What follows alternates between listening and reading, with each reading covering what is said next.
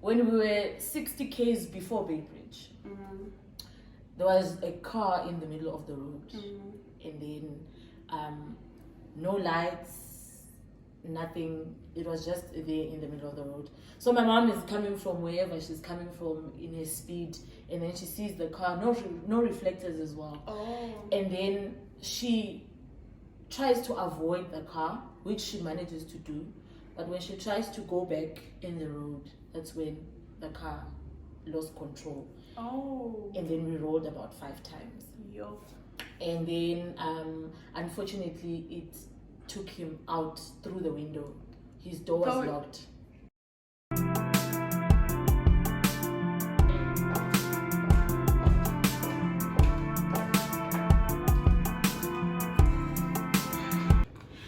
Guys, and welcome to my YouTube channel. I'm your host Tariro. If it's your first time here, hello and welcome. And if you're a returning subscriber, thank you for always tuning in and for always liking and supporting my videos. So guys, please, if you haven't subscribed, please subscribe. I really need your support, guys. We are on our journey to 1,000 subscribers. So without wasting much of your time, in today's video I have a very special guest. I invited my friend over, Dzashe, and we're gonna be having some meaningful conversation, and our aim is to inspire someone. So please help me welcome Dzashe. Hello. Hi. Welcome. Thank you. And thank you for agreeing to do this video with me. Thank you for the invite. Yeah, it's really an honor, and you know, people like it when I have guests, you know, they're tired of just me alone. So in today's video, I just said like let's talk about pain and grieving, because I also am grieving. A lot of people are grieving out there, so maybe this video will help someone. So feel free, relax, and if you cry, I'll cry with you. But hopefully we won't cry because we are inspiring someone to heal. So guys, the story goes like this. She lost a brother, and I also lost my mom, so we'll be talking about that. But at some point in life, pain do happen. We are humans, and in life we always have loss. If it doesn't happen to you now, at some point it do happen. But we are not wishing anyone something bad, but we want to inspire someone and help someone to deal with pain. So Dzashe, just in short, I want to know, how many were you in your family? So I had 2 siblings. So I had 2 brothers, an older brother and a younger brother. So you're in the middle. So I was in the middle. Okay. I was the girl. I was the only girl. The only girl. Okay. Yeah. So I was the only girl, and I had a younger brother. Okay. As well. But the birth of my younger brother is actually very funny. Because he was unplanned. He was an unplanned baby.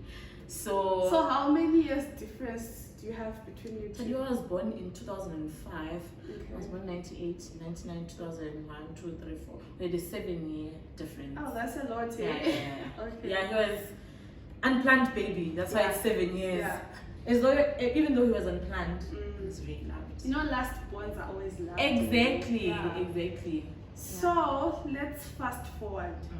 You were 3, and now we are 2. Yes. So what happened? Take us through the day, the event. Yeah, share what you're comfortable with. Okay. What happened? So in 2016, my mom was like, okay, there's a wedding. Then I asked for some days from work. My boss was very chilled, so yeah, we left, and then I went home, and then I just want to take you through what then happened before we left. So my aunt lives in the same place that we live at, so we wanted to go and say goodbye. We left in the evening, and then when we got there, my brother has friends where my aunt stays, and then at some point, core memory, we all got in the car. My mom and my older brother were sitting in front, me and my younger brother sitting in the back, and then we're about to leave, and we keep on calling him. He's playing with his friends now. Mind you, are going to Zim. You know, all of us are excited and all that. And then we keep on calling him. You said you were going for a wedding. A wedding. Yeah. So this is us passing at my aunt's place. And then we keep on calling him. Taniwa, let's go. He completely ignores us. Taniwa, let's go. He completely ignores us. And he's like standing just a few meters from us. And then we all get in the car. My mom starts the car, and he literally completely ignores us as if we're not going the same He didn't want direction. to go with you guys. He wanted to go, but in that moment, it was like he was so not interested in where we were going. Okay. You know, when you live in SA and you have to go to Zim, there's this excitement that you have. Like all of you were excited. Exactly. But in that moment, he just showed disinterest. Okay. And then we actually moved the car for a few meters. Yeah. That's when he ran, and then we left. Yeah. So when he died, we all thought about that moment. We're like, maybe he felt it, and you know. People say you feel it. Yeah, because what he was doing was just so weird. And the other thing he did as well, before he left, when we told him, usually we used to tell him a few days, like let me say the day before we leave, that we were going somewhere, because he had a problem. He would go around telling people, I'm going there, I'm going there, I'm going there. Then we didn't want people to know that the house is empty and stuff like that. But then that time, because it was a quick thing, we let him know, and he went to half of our church members and his friends with his bike, saying goodbye to all of them. And he just go there, I'm going to Zim, I'll see you guys. And next door, I'm going to Zim on his bike. And then later in the evening, that's when he came back home. And then so it's just those things that we think about now. But fast forward, we get to Zim. So you actually managed to reach Zimbabwe? Yeah, we did. We went to the wedding. The wedding, you were there? Yeah, we went to the wedding. Everything was normal? Everything was fine. We got there on Friday. Wedding was on Saturday. And then Saturday evening, we decided to drive back to SA. Wedding was over. Lovely wedding. You had a beautiful time in Zimbabwe. Exactly. And you know, you're seeing, it's August, and we last went to Zim the year before in December. So it was like the first time in quite a while seeing people. So it was very exciting. And you know, at weddings, that's where you see most of your relatives. So then we left, and then we went home. Then my mom was like, let's go back to SA, because my mom had to go to work on Monday. So if we had left Saturday, because we're in Blawayo, if we had left at that time, we're probably going to get home tomorrow on Sunday, midday or something. Then we get time, we rest, and I also get to go back to work, and my brother gets to go back to work and all that. So we get in the car, and then we get to, there's a place called Mbalabala. It's about... is it Zim or SA side? No, we're still in Zim. Okay. We get to Mbalabala, we sleep, and then we slept for about 2 hours, because we left home 12 midnight, 12 o'clock Sunday. And then we slept for about 2 hours when we got to Mbalabala. And then when we were 60 k's before Bay Bridge, there was a car in the middle of the road. And then no lights, nothing. It was just there in the middle of the road. So my mom is coming from wherever she's coming from in her speed, and then she sees the car, no reflectors as well. And then she tries to avoid the car, which she manages to do. But when she tries to go back in the road, that's when the car lost control. And then we rolled about 5 times. And then unfortunately it took him out through the window. His door was locked. Okay, the window, was it open? It was closed. But impact, I think, as it was bumping on one side, then it would have pressure on the other side, so it would, turn like this, and then and then so I think from where I was sitting, I sort of pushed him to the edge, because when I woke up, I was where he was sitting, and he was outside. So it took him out through the window. So our doors have child lock, right? So the door couldn't open. So I think the pressure was just too much, and then he flew out the window. And then I remember, as it was happening, because we were sleeping, because he was laying his head on my legs. As it was happening, I remember I prayed. Like I literally called the name of Jesus in that moment. I remember it properly. And then the car stopped, so it landed and it faced the direction we were coming from.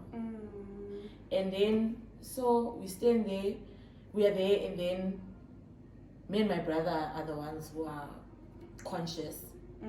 Or the bigger brother? My older brother. Okay. Yeah, he was sitting in front with so my the mom. one who passed away is the younger brother? Is the younger one.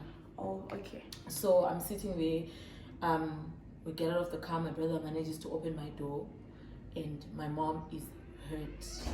So in the front was your mom? And my older brother. And your older brother. My mom is the one who was driving. Okay. And then at the back, directly behind my mom was my little brother. Okay. And then I was sitting behind my older brother. Okay. So the thing with this car was, it had so much impact on the driver's side. Oh. So that's why my brother was affected. Oh. Otherwise, me and my older brother came out perfect, scratch-free. Okay. Literally nothing. And then these two are the ones who got the brush end of it all. Oh. So my mom was hurt. She was still unconscious and all that. I remember going out of the car and noticing that my little brother is nowhere to be found. So and you were not seeing him at that time? Couldn't see him. It's 4 a.m. in the morning. Oh, it's dark. It's dark. And I went out of the car, and my brother is trying to help my mom out of the car. Oh, and the guy who was standing in the middle of the road literally went out of the car, saw what happened, and drove off. Jesus, that's bad. He drove off. Like, I saw him. Like, he went out of the car. It's like he checked us out, and then maybe he was also scared. I don't know. So one thing I want to ask you, the moment the accident happened, what came to your mind at that moment? Like, you know, what happened? My mom. Okay. My mom. I have this fear. I still have it. That I feel like my life will completely go another direction if my mom is not there. So I was like, Mama. Mama. Then she was unconscious. And she was unconscious. So when you called her, what happened? She was just, taking out these sounds and all that. But then that's when I realized, but no, Tadiwa is not there. Okay. So it's dark. I try to get my phone. I get it. And then I go out, switch on the flashlight. And then about a few minutes after I'm outside, there comes a car. Totally different people. And they stand there, and then I'm like, I can't find my brother. Because I thought maybe I was going to see him like close by. And then we start looking for him with the guys who are calling, Tadiwa. And we're walking, Zim roads, right? There's fences at the sides of roads. Yeah, so if I tell you clear road, clear road, no tree, no nothing, like completely clear road.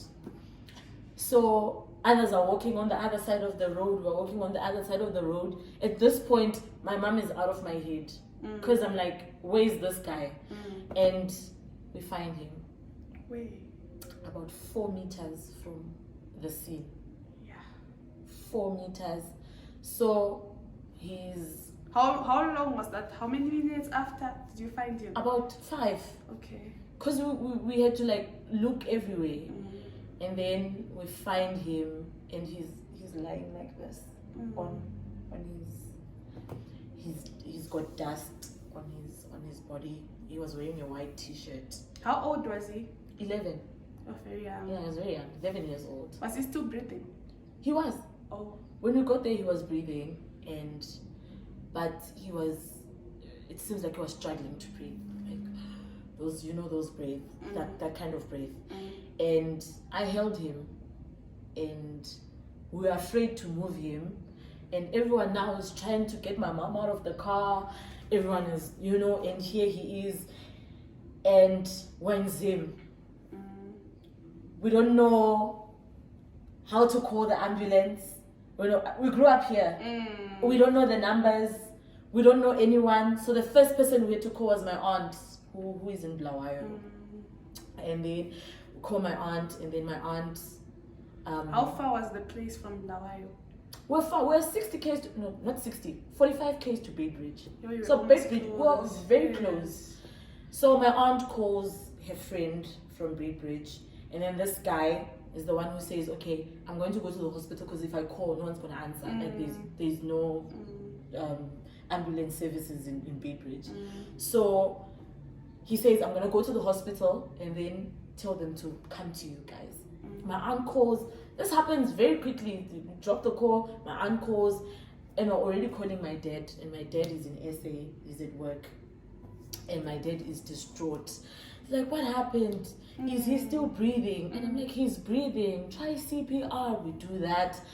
Do this, we do that. And then after about 5 minutes, after that, he wasn't breathing anymore. So, at what state were you? Like, were you holding him? I was so confused. I was holding him. He was in my hands. So he literally passed out in my hands. Exactly. Oh, yeah. I was so distraught. Like, but I think there was so much confusion. If I think about it now, I think I was able to withstand that moment because I had that hope that probably he's gonna be fine. He's gonna be fine. Like in that, if you find yourself in such a situation, you have a loved one in hospital, the thought you have is this person is not gonna die. The thought you have is they're gonna get out. So in my mind, I'm like, he's probably unconscious. So your mind tricks you in that moment to understand like whatever is going on. So he's quiet, I hold him there for a couple of minutes, and then the guys are like, let's put him closer to where my mom is. So we lift him, and the moment we put him on the floor, my mom gains consciousness. She starts calling our names one by one. And by that time she's lying on the floor, right? She's like, Titi, Simba, Tadiwa Aripi, and then where's Tadiwa? And then that's when we tell her, Tadiwa is lying next to you. And then the first thing she did was just hold his legs, and they were already turning cold. And my mom started wailing, and she was like, God, why have you deserted me? Why have you left me? Terrible prayer a parent can ever make, honestly. And then my mom kept crying, and everyone was... She was now conscious. She was now conscious, but she was lying down. She couldn't move because the airbag had punched her face, her lungs, her arm was torn from here to here. Her jaw was broken, like literally dislocated. Jesus. And so we're standing there and we know the ambulance is coming. So how long did the ambulance take to come?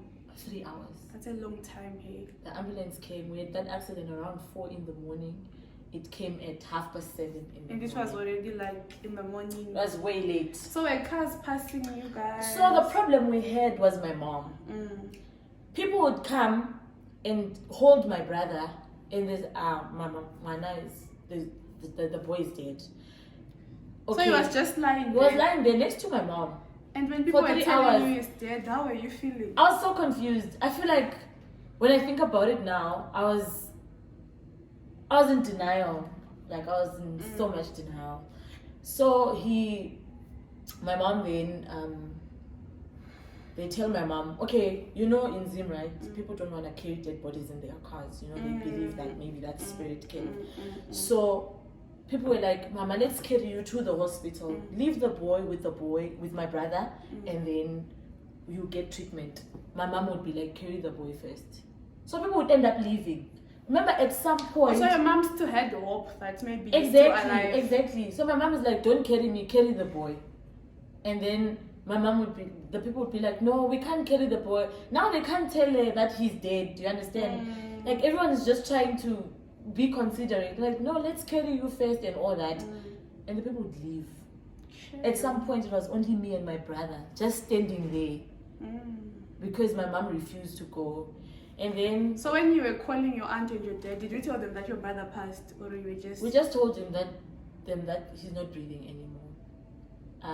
And then I feel like all of us had this hope that he's okay. Yeah. But although we knew that, but we just had that hope. And then that's when the ambulance came.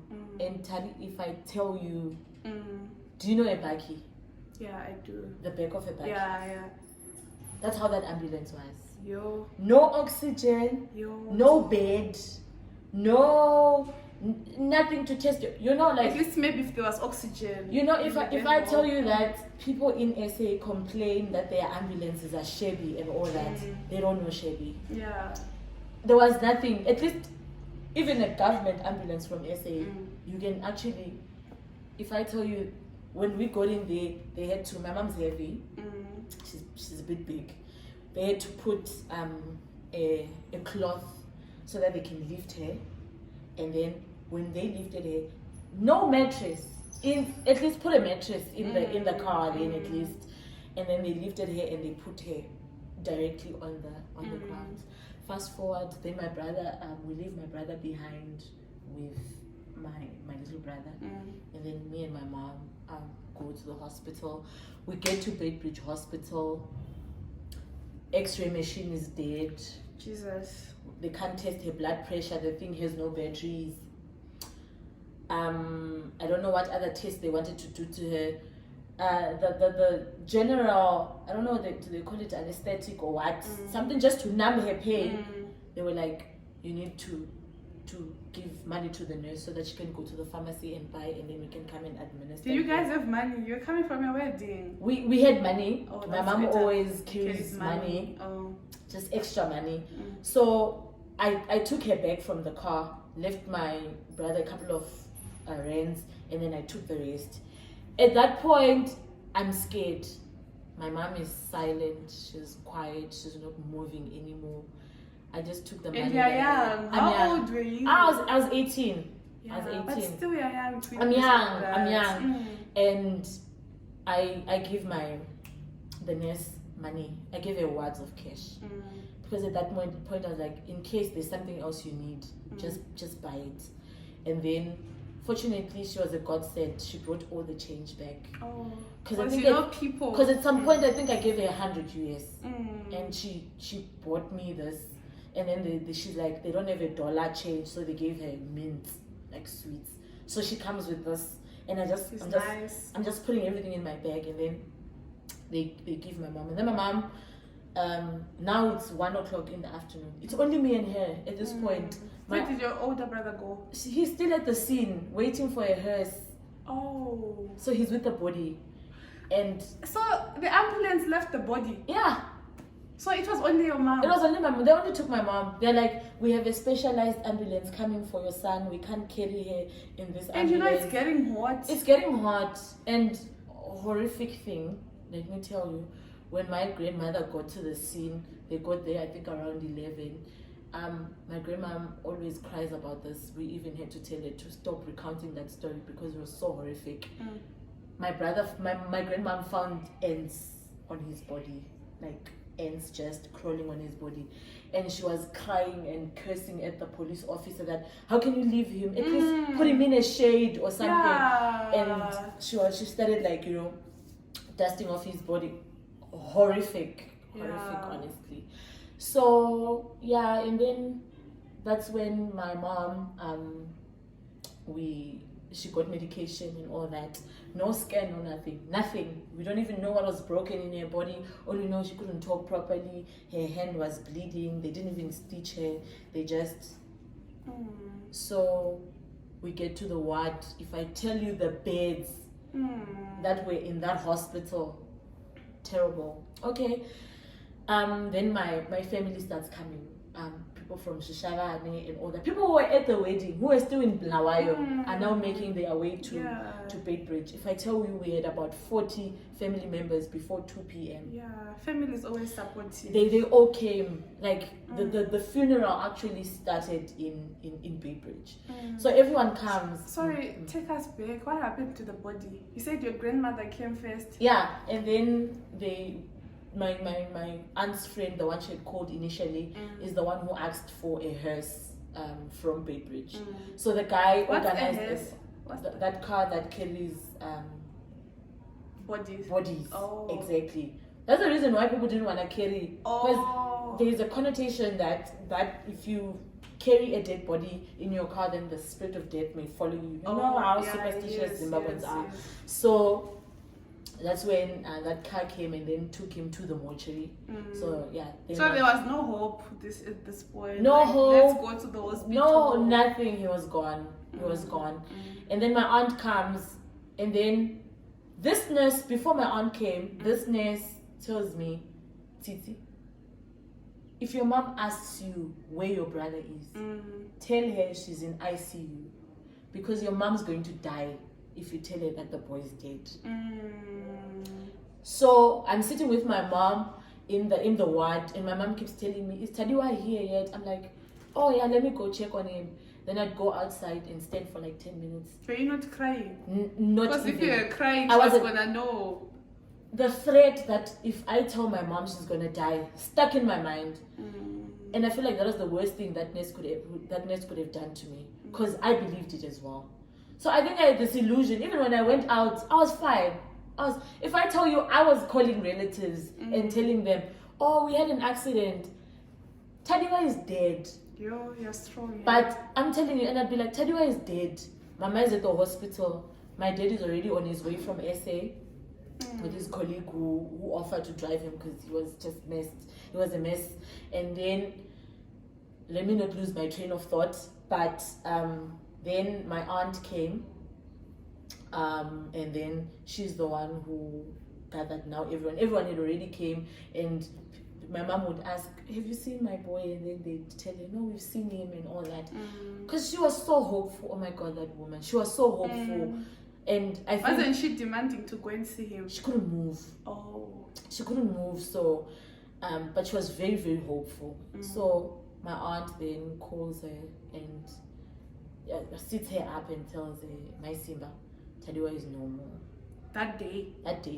But the nurse said it's around 5 now. Was she stable? She was a bit stable now, but we had preparations to do now. The family, the funeral. And you know, in Zimbabwe, people are buried quickly. Exactly. Yeah. So, Tari, if I tell you, my mom was like, I felt it, and Titi kept on telling me that Tadiwa is there. I felt bad now. I feel like I gave her hope, but honestly, I blame the nurse, because I was hopeful as well. I became hopeful, and I think I started having this illusion that maybe he's really in the hospital. At some point, my aunt came to me and shook me, and she's like, you know Tadiwa is dead, right? Oh, the way you were like strong and like stuff. I was. No, I understand. People were coming to me, and what happened, and I'd explain, and I had no tear in my eye.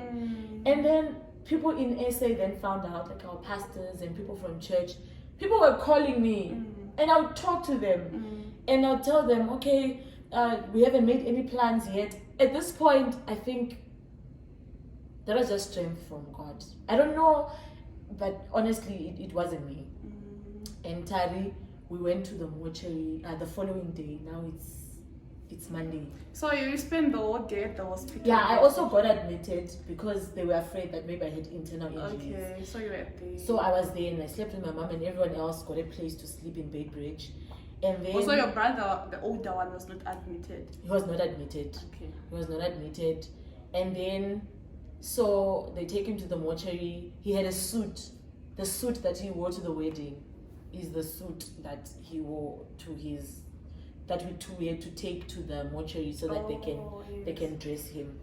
So we had the accident Sunday, and then my dad got there around 4 p.m. and same day, and my dad just comes and hugs me, and I'm the one comforting him. I'm like, Dad, sorry, and my dad is bawling, he's crying, and I'm just there. And you are the child. I'm just there, like I'm literally just there, and everyone's just giving me the eye. What's wrong with this girl?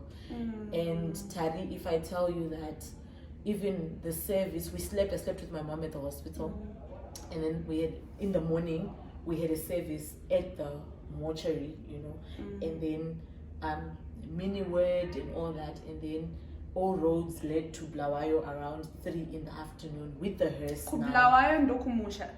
That's where I was born. That's where our house is. Okay. So that's where he was buried. That's where he was buried. Okay. So all roads lead to Blawayo, and we get to the scene like this. Again. Yeah, isn't it that we're going back now? Until we passed through. We passed through. Oh, okay. So can you imagine? Every time I have to go to Blawayo, you pass through the scene. I pass through the scene. I literally know that place. every time I have to pass there. Yeah. So then we get there, we get to Blawayo. There's already people were coming out of the car. People are coming and hugging me. I don't like that drama. It makes things worse. If people are coming and hugging me, I don't like that drama. Tari, I'm not crying. And you're fine. I'm. It's like people will make you cry, because of that. I think even in that situation, it was just, I was like, people are hugging me. This lady, my mom's best friend, comes and hugs me, and she's crying. Tari, if I tell you, my mind was so numb. I don't even. So how were you reacting? I just hug them and keep quiet. You know what happened? If you listen to my story of how I lost my mom, I actually had to stay in Harare at the airport. I know it was dark.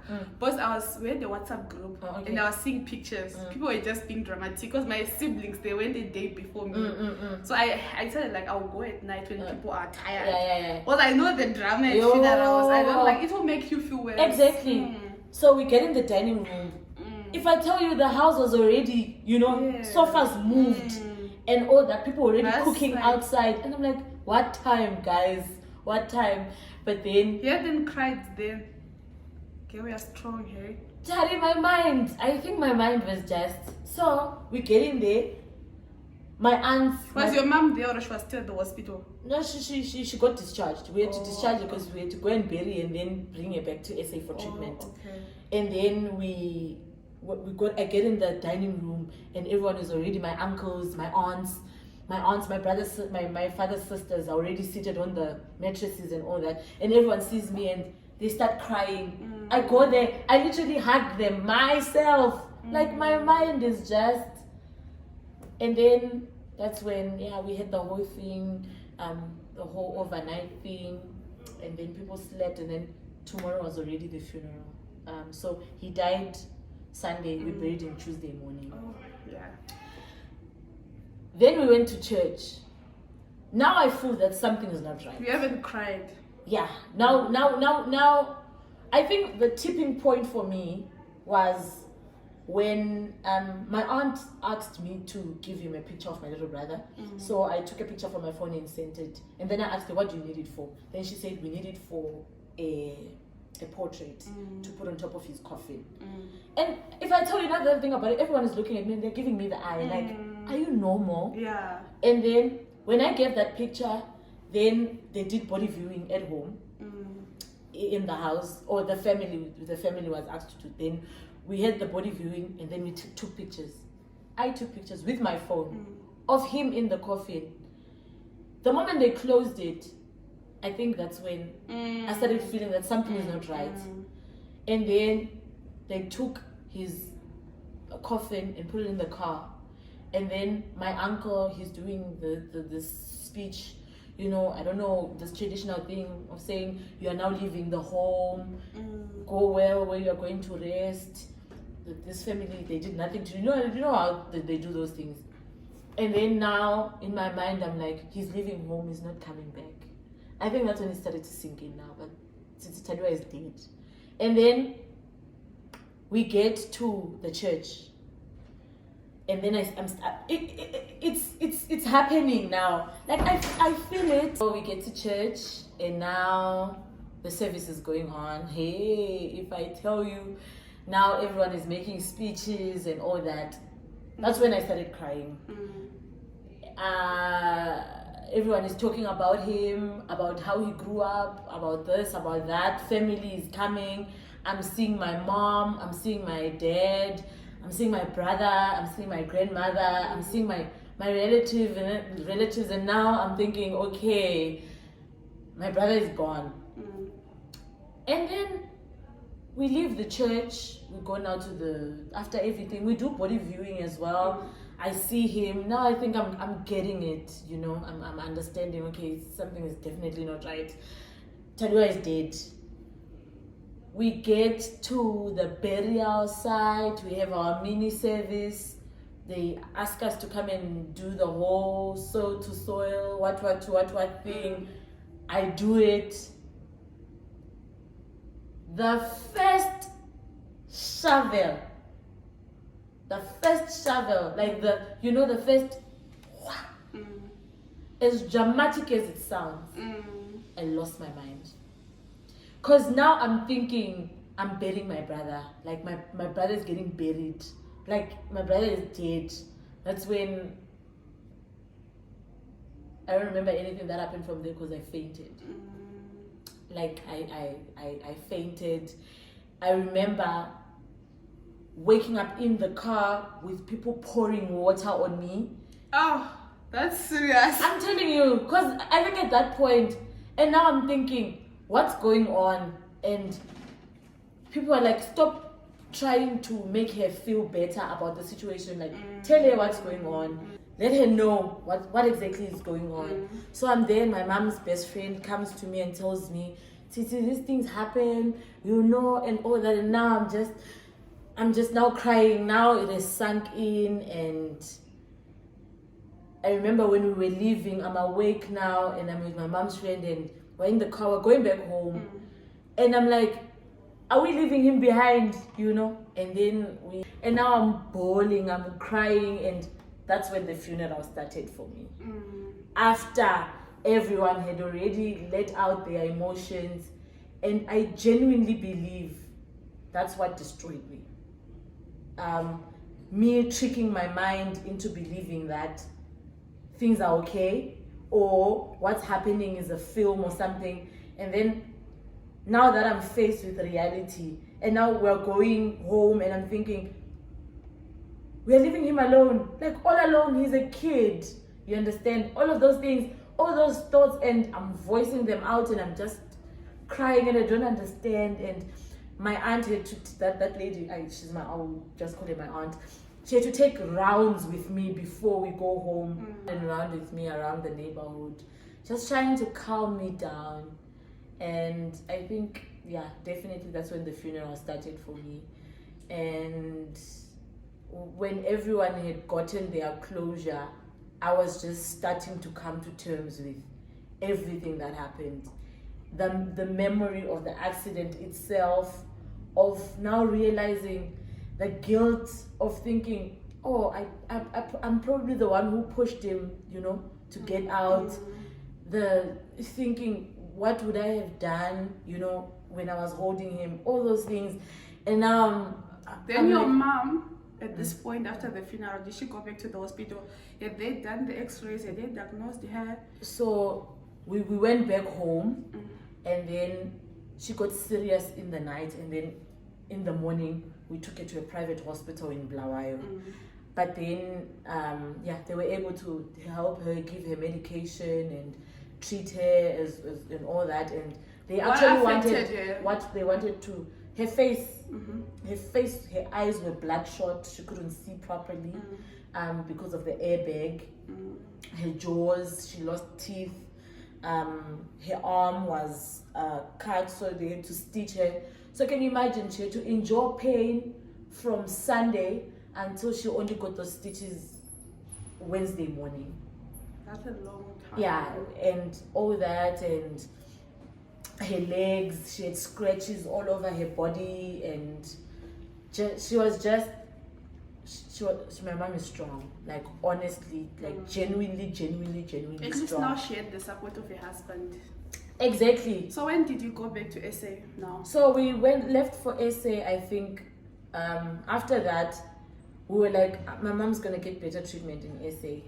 So we left after about, I think, Wednesday we went to the hospital. Then Friday, then we drove back to SA. That's when we came. So it back. was your dad, your mom, and you And my brother. So my dad had to bring the other car, and then that's the one that we used, because that one was my mom's car was a write-off.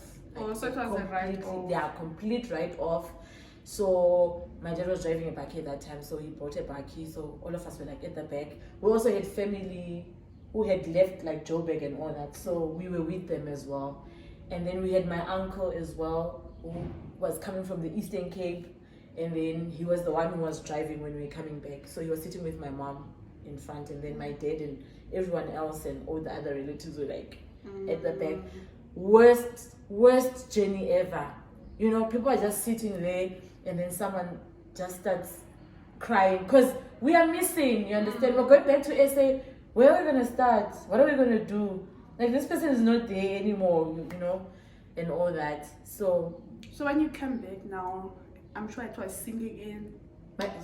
We came back with my grandmother and my other aunt, and they told my mom to stay in the car when we got home in Mpumalanga, and she got in. So my brother loved drawing, and he would paste his drawings all over the house, literally. So we had to get in there. The first thing we saw that was on my parents' bedroom door was a Happy Father's Day picture that he had drawn for my dad. It was there on the door, so we had to stick it out.